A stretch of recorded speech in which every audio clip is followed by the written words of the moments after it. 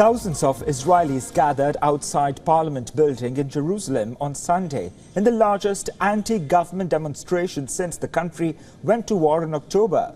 The United States and Israel are expected to hold a virtual meeting to discuss the Biden administration's alternative proposals to an Israeli military invasion of Rafah. Now, the meeting, which was supposed to take place last week, has become a contentious issue between Benjamin Netanyahu and Joe Biden.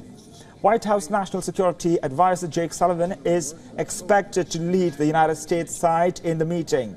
The United States team includes representatives from the Pentagon, State Department and U.S. intelligence agencies.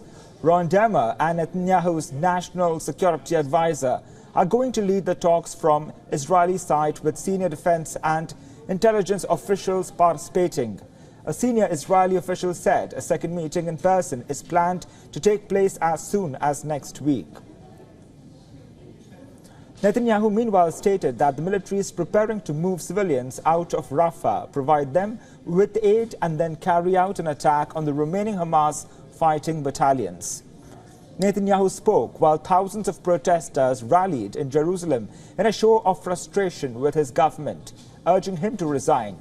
Demonstrators urged the government to reach a ceasefire deal to free dozens of hostages held by the Hamas group in Gaza and to hold early elections.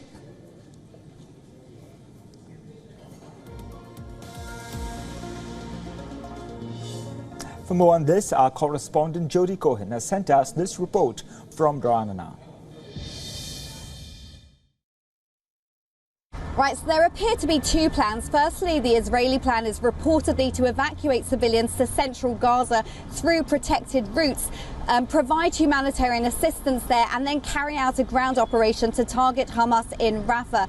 Now, the aims also are thought to be to look for information about the Israeli hostages there and secure the border between Gaza and Egypt to prevent future arms smuggling. Now, the Biden administration is reportedly presenting their alternative to Israel's plan in this virtual meeting on Monday. Now, that would reportedly be to isolate Rafah and set up a joint control room to coordinate targeted operations against Hamas. Now, it's not clear how that would be safe for civilians who would stay in Rafah. It's also not clear if it would be more effective in dismantling Hamas. And General Petraeus, the former head of the CIA and commander of US troops in Iraq and Afghanistan, has suggested that Israel must go into Rafah to destroy Hamas. So it remains to be seen what will be decided in these meetings. For all the latest news, download the WION app and subscribe to our YouTube channel.